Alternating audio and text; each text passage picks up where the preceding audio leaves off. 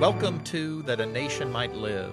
I'm your host, Dr. David Coles, and this is episode 10, week of December 12th, 1860. The Crisis Deepens. President James Buchanan's State of the Union message of early December 1860 and his call for a constitutional convention to provide additional protection for the institution of slavery did nothing to change the viewpoint of extremists on either end of the political spectrum.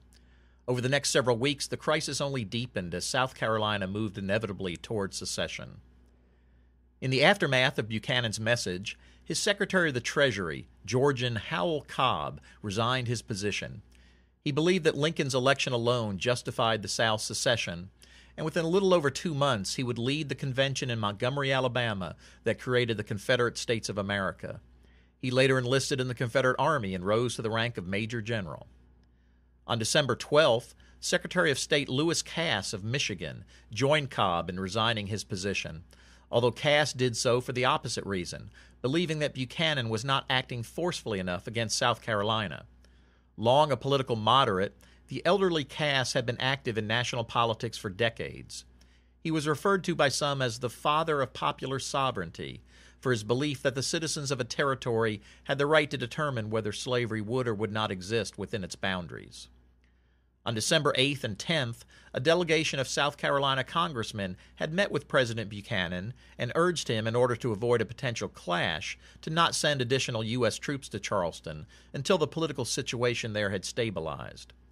Buchanan and his Secretary of War, John B. Floyd, agreed to this request, though they did send an officer to Charleston with instructions for Major Robert Anderson, the federal officer in charge there, that his command should defend itself if attacked, and authorized him to occupy any of the forts in and around Charleston, including, if necessary, the still incomplete Fort Sumter in Charleston Harbor. Secretary Cass, believing that the administration should have instead reinforced the Charleston garrison, subsequently resigned in protest.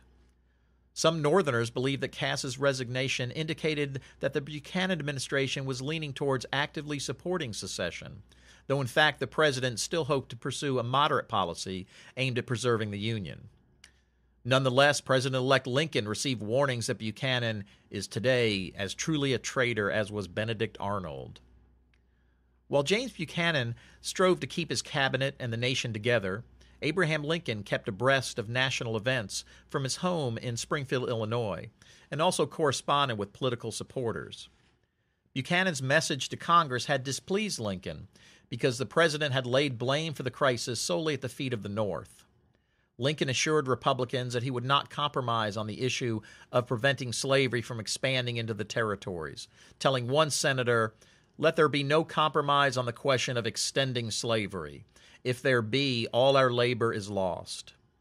He also wrote to a North Carolina congressman pledging that he had never been in a mood of harassing the people, either North or South. He added again, though, his conviction that slavery must not expand into the Western territories.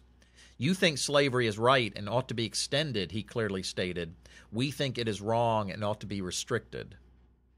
As the week progressed, all eyes in the nation turned to the Palmetto State, where on December 17th a convention of the people of South Carolina, called for by the state legislature, met in Columbia.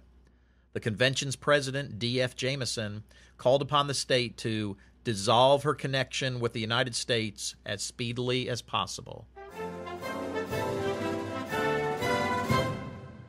This has been That a Nation Might Live. Join us next week for episode 11. South Carolina secedes from the Union.